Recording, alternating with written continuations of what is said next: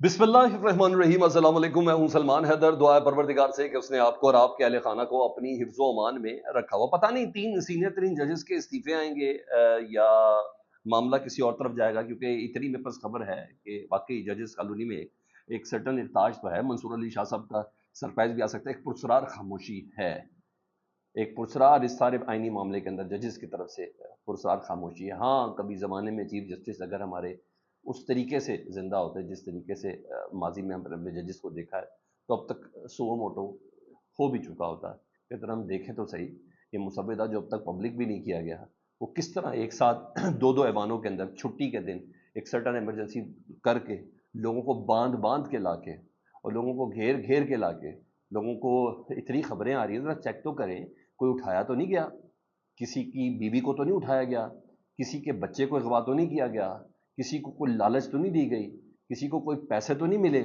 इतनी बड़ी पाकिस्तान का इतना मोहतरम और जिसे कहते हैं ना बाबरकत एक हमारी एक बुकलेट है, जिसको आइन कहते हैं, उसके ऊपर इतनी बड़ी तरमीम होने जा रही है। अगर कोई ऐसा होता चीफ जस्टिस, तो अब तक हम तो ये ज़रूर देख चुके होते हैं। लेकिन बहरहाल पता नहीं ये अवामी कसाब कहलाएंगे, अवामी नुमाइंदे कहलाएंगे, इनके रहमो करम पर पाकिस्तान की आवाम को बहरहाल छोड़ दिया गया।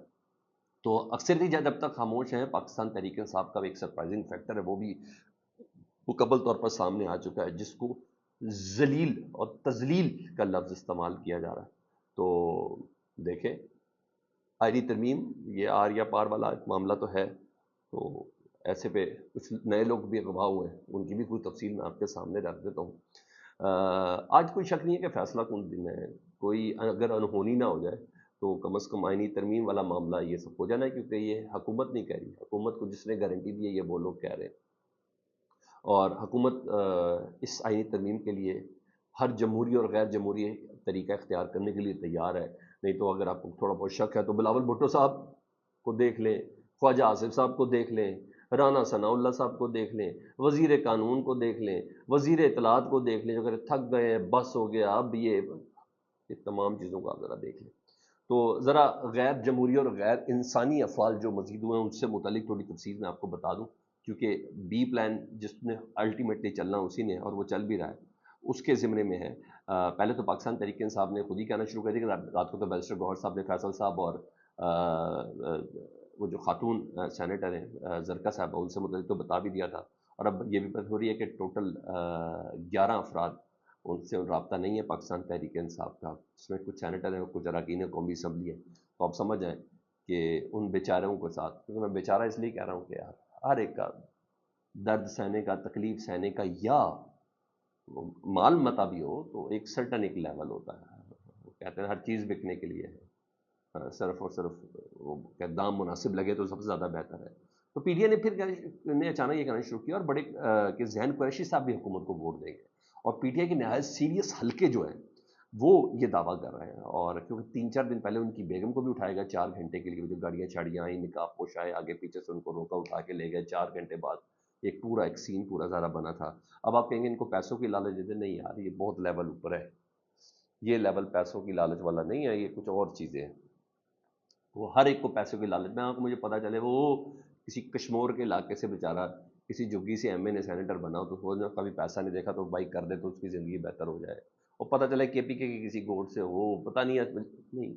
कुछ लोगों को आप ज़रा इससे ज़रा थोड़ा बाहर ही रखें, क्योंकि वो ऑलरेडी सोने का चम्मच उनके अंदर मुंह में है, तभी तो सियासत में। तो जैन कुरैशी साहब की बेगम को भी उठाया गया हुआ था, और इस दौरान जैन कुरैशी साहब की जो बहन है मेहरबानो कुरैशी ने ये ट्वीट भी कर दिया है कि जैन कुरैशी से 16 अक्टूबर की सुबह से कोई राब्ता भी नहीं है, और खदशा है कि उन्हें अगवा कर दिया गया है। मैं दुआ करती हूँ, हम दुआ करते हैं कि वो महफूज हो। हमें धमकियाँ भी दी जा रही हैं, प्रेशर भी दिया जा रहा है, हमारी तजलील भी की जा रही है, और पिछले 1 साल से ये सिलसिला जारी है, ताकि हम अपने असूल और आइडियालॉजी को तोड़ सकें। मगर कई महीने से तो ये लोग, 15 महीने से तो ये लोग मेरे बाप को नहीं तोड़ सके। हम इमरान खान साहब के साथ खड़े, और मतलब ज़ैद कुरैशी के हवाले से मामला तशवीशनाक है। ठीक है जी। इधर पाकिस्तान तहरीक इंसाफ का वक्त, जिस वक्त मैं आपसे बात करूँ, मौलाना फजल रहमान साहब की मुलाकात शेड्यूल हो चुकी है जी, और रात को ही पाकिस्तान तहरीक इंसाफ का एक अदद एलामिया आया था, और सियासी कमेटी के एलामिया के मुताबिक इस एलामिया में पीटीआई में काफ़ी ज़्यादा उन्होंने कहा कि हम इस नहायत गैर शफाफ اور متنازع ترین انداز میں آئینی ترمیم کا حصہ بننے کا نہ بننے کا اعلان کرتے ہیں۔ پی ٹی آئی کی پارلیمنٹ جو سیاسی کمیٹی انہوں نے رات کو ہی یہ اعلان کر دیا تھا، رات کو کیا 3 بجے کے قریب کیا تھا، تو پارلیمنٹ کے دونوں ایوانوں سے ووٹنگ کا جو عمل ہے اس کا مکمل بائیکاٹ کرتے ہیں۔ مطلب ووٹنگ کے عمل کا ہی مکمل طور پر بائیکاٹ کیا، اور پاکستان تحریک انصاف احتجاج پر چلی گئی ہے، اور ایوان کے اندر بھی ایوان کے باہر بھی ہم احتجاج کریں گے۔ اور ظاہری بات ہے جب کمیٹی نے اعلان کر دیا تو مولانا فضل الرحمان صاحب کو بھی پیغام پہنچ گیا، مگر پھر بھی ملاقات اس وقت مولانا فضل الرحمان سے پی ٹی آئی کے وفد کی ہو رہی ہے۔ واقعی ویسے میں ویسے بتا رہا ہوں، واقعی اٹھا کر بٹھا کر لالچ دے کے بچوں کے حوالے سے، بہن بھائیوں کے حوالے سے، بیوی کے حوالے سے، جب یہ تمام چیزیں دھونس، زبردستی، لالچ ان تمام کے ساتھ چل رہی ہے نا، یہ تو وہ چیزیں جو باتیں عیاں ہیں، ہر ایک کی کیا کیا سٹوری ہے سر، وہ تو کبھی وقت آئے گا، حالات اتنے پر آشوب نہیں ہوں گے تو شاید وہ بتا دیں گے، نہیں تو پچھلے دنوں کے پی کے اسمبلی میں لوگوں نے تو بتا بھی دیا تھا۔ تو تعداد تو یہ پوری کر لیں گے مولانا صاحب کے بغیر، یا مولانا صاحب کے ہوتے ہوئے، یا مولانا صاحب کے بغیر، تو یہ بات سب ہے، انہوں نے کہا ہے کہ ہم اس طرف چلے بھی جائیں گے تو کوئی مسئلہ نہیں ہے۔ تو جب کر ہی لینی ہے تو پی ٹی آئی اس گند میں ہاتھ کیوں ڈالے؟ ویسے میں ایک باہر کو آبزرور ہو گیا تو پھر پی ٹی آئی کیوں اس گند میں ہاتھ ڈالے؟ جب انہوں نے کہہ دیا کہ بھائی اب پی ٹی آئی ہو یا نہ ہو، مولانا ہو یا نہ ہو، تو ہم بروڈ قسم کی اکثریت حاصل کر لیں گے، 2/3، اور دیکھ رہے ہیں جس طرح باندھ باندھ کے لائی جا رہے ہیں بندے، اور 11 وہ ویسے ہی کہہ رہے ہیں ہمارے پاس ہمارے بندوں کے ساتھ رابطہ نہیں ہے، تو کیوں ہاتھ ڈالیں؟ کیونکہ انہوں نے کہا ہے کہ ہم ضمیر کی آواز والے بھی زبردست قسم کے طریقے سے ہم خرید لیں گے جو ضمیر کی آواز پہ بات کریں گے۔ تو مولانا فضل الرحمان صاحب کافی مشکل میں ہیں، اور مولانا فضل الرحمان صاحب خود کہتے ہیں کہ میں نے شاید اتنا عوام کی اپریسیشن اور ستائش جو ہے نا وہ کبھی نہیں کمائی جتنا میں نے تاریخ کے اس والے حصے پہ کھڑے ہو کے کمائی ہے۔ یہ مولانا صاحب خود بھی بات مانتے ہیں، تو مولانا صاحب کو جمہور کی آواز سننی پڑے گی۔ اگر مولانا صاحب کے بغیر بھی ہوتا تو میں مولانا صاحب سے بھی ریکویسٹ کروں گا کہ ان آئینی ترامیم پہ وہ اپنا ووٹ نہ ڈالیں، کیونکہ جو جمہور ہے نا وہ پھر کسی کا لحاظ نہیں کرے گی۔ تو مولانا صاحب کو بھی تھوڑا سا بہت بہت مشکل میں، مولانا صاحب انہوں نے سب کو انگیج بھی کیا، ٹائم ٹیکنگ بھی کی، وقت بھی گزارا، یہ سب کیا۔ میں مولانا صاحب کی پوزیشن سمجھوں تو مولانا صاحب بہت ہی زیادہ مشکل ہے۔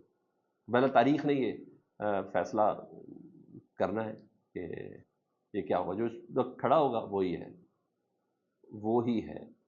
تو یہ چیز ہے۔ ہاں یہ بتا دوں کہ ایم کیو ایم بھی مان گئی ہے، ویسے وہ نہ مانی کب تھی؟ اب خبر تھی تو میں نے کہا میں ذرا آپ کو بتا دوں، انہوں نے کہا یار ہم سے بھی کوئی بات کر لو، دیکھو کیا ہوتا ہے۔ اس دوران پاکستان تحریک انصاف کے جو جنرل سیکرٹری ہیں سلمان اکرم راجہ صاحب، انہوں نے ٹویٹ کر کے بتایا کہ آئینی ترمیم کے حوالے سے، آئینی ترمیم کے حوالے سے پی ٹی آئی کا موقف واضح ہے۔ حکومتی اکثریت پر مبنی کمیشن یا کمیٹی، حکومتی اکثریت پر مبنی کمیشن یا کمیٹی جو خود چیف جسٹس اور آئینی بینچ کی تقرری کرے اور چیف جسٹس کا انتخاب کرے، یعنی حکومتی کمیٹی، یہ عدلیہ کی اور آئینی کمیٹی کا بھی، آئینی بینچ کا بھی، یعنی چیف جسٹس کا بھی حکومت تعین کرے، حکومت کی بنائی ہوئی کمیٹی، اور آئینی جو بینچ ہے اس کا بھی تعین کرے، تو یہ عدلیہ کی آزادی کے اوپر حملہ ہے۔ فارم 45 کی پیداوار یہ اسمبلی عوام کا مینڈیٹ نہیں رکھتی۔ اغوا اور جبر کے ذریعے آئینی ترمیم ایک ذلیل حرکت ہے۔ دیکھیں لفظ ذلیل حرکت کرے، وہ ذلیل حرکت کرے تو بخوبی اندازہ لگا لیں کہ مولانا صاحب سے گفتگو کا آؤٹ کم کیا نکلے گا، 12 کے کیا بات نکلے گی۔ اب جو مسودے کے 3 چیزیں بڑے ویریفائڈ ہیں، یعنی میں آپ اس کو لکھوا لیں، پیروں کے انگوٹھے لگا کے 3 چیزیں سامنے آ گئی ہیں جی، وہ میں نے کہا میں ذرا آپ کو بتا دوں، کیونکہ ابھی بھی کامنٹ سیکشن میں لوگ فون کر کے پوچھتے ہیں اتنا بتانے کے باوجود بھی، تو 3 چیزیں بالکل واضح ہو چکی ہیں، وہ میں کہا جلدی سے میں آپ کے سامنے گوش گزار کر دوں جی۔ جو مسودہ مولانا فضل الرحمان کے ساتھ بھی پاس ہونا ہے، مولانا فضل الرحمان کے بغیر بھی پاس ہونا ہے، یعنی ہر حال میں پاس ہونا ہے جو مسودہ، اس کے 3 پوائنٹس میں آپ کو بتا دوں۔ 26ویں ترمیم میں کل 27 آرٹیکل ہے جس میں تبدیلی کی جا رہی ہے۔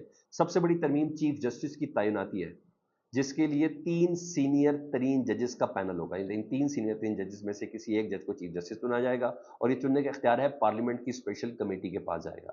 یہ اسپیشل کمیٹی پارلیمنٹ کی عددی تناسب سے بنائی جائے گی، یعنی حکومتی لوگ زیادہ ہوں گے تو سمجھ جائیں پھر چیف جسٹس کون ہوگا۔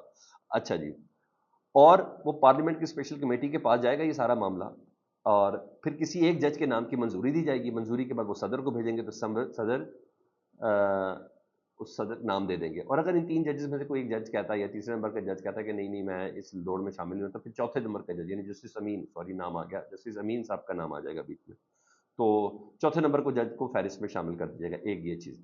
دوسرا یعنی اس کا مطلب ہے منصور علی شاہ صاحب کا راستہ روک دیا گیا ہے.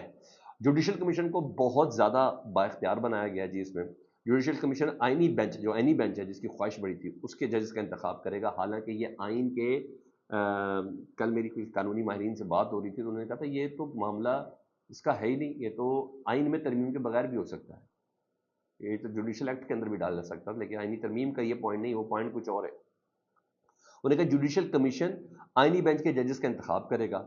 اگر سینیورٹی جج اگر چیف جسٹس نہیں بھی ہے نا تو بھی بن سکتا ہے. اگر سینئر ترین جج چیف جسٹس نہیں بنا، جیسے منصور علی شاہ صاحب نہیں بنے، تو بھائی احسان ہے، وہ 65 سال کی عمر تک سپریم کورٹ کے جج ضرور رہیں گے. تو بھائی یہ استعفے ہی ہیں یا لڑائی ہے، اور میں کیا کہہ سکتا ہوں، یہ کھڑے ہونے کے مترادف ہے. کیونکہ ابھی انہوں نے کہا رائٹس آف ایڈمیشن اور ریزرو، ابھی ان کا ریئیکشن جو ہے جب آپ کا حق محفوظ رکھتے ہیں وہ بھی آنا ہے. اور آئینی بینچ 5 ججز پر مشتمل ہوگا، اور اس میں بھی سینیارٹی کی بجائے آئینی امور کے ماہر کو دیکھا جائے گا. یعنی 17واں نمبر کا جو جج ہے نا سینیارٹی میں، وہ بھی اس آئینی بینچ پہ 5 رکنی ہوگا. اور یہ بھی جو کچھ بھی ہے یہ اسپیشل کمیٹی ہی تعینات کرے گی. اسپیشل کمیٹی کے کنسنٹ اس کے اندر شامل ہوگا. اور ہائی کورٹ میں بلال صاحب کرے ہر صوبے کی جو کورٹ ہے نا اس کے اندر بھی ہوگا. تو ہائی کورٹس میں 3 ججز کا آئینی بینچ بنے گا. ایک تو چیف جسٹس کے اندر ہر حال میں ہوگا، اور 2 دیگر ججز کچھ اور ہوں گے، وہ چیف جسٹس بتائے گا. ہائی کورٹ میں چیف جسٹس ہی ہوگا آئینی بینچ کا سربراہ، لیکن سپریم کورٹ میں چیف جسٹس نہیں ہوگا. یہ چل رہا ہے سر. وہ تھوڑی دیر میں چیزیں مزید آپ کے سامنے کلیئر ہو کے سامنے آ جائیں گی. میں نے آپ کو پورا سینیریو کھینچ کے بتا دیا کہ جس طریقے سے یہ آئینی ترمیم آنے جا رہی ہے. مولانا صاحب سب سے زیادہ مشکل ہے. آپ کا کیا خیال ہے؟ فیڈ بیک میں آگاہ کریں. اللہم صلی علی محمد وعلی محمد.